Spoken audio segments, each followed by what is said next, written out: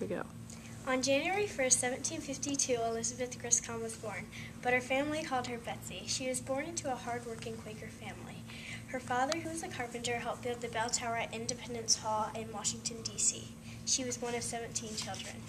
She attended a Quaker school, which is 8 hours a day.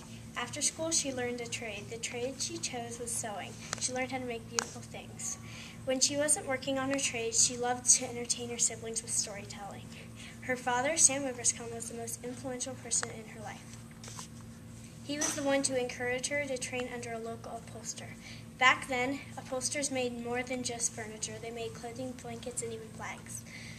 It was there at her trade where she met her first husband. He wasn't a Quaker, so they eloped to get married.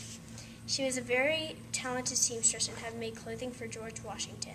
After her husband died, she had to continue as a seamstress to provide for her family.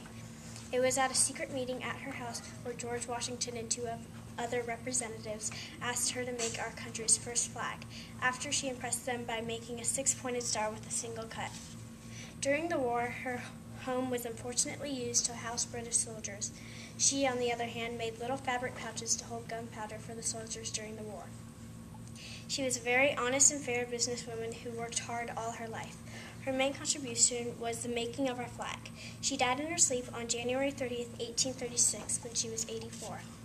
One thing we can learn from Betsy Ross is that we can persevere when trials happen in our lives. We need to learn to make the best out of every situation, just like Betsy Ross, the maker of our first flag.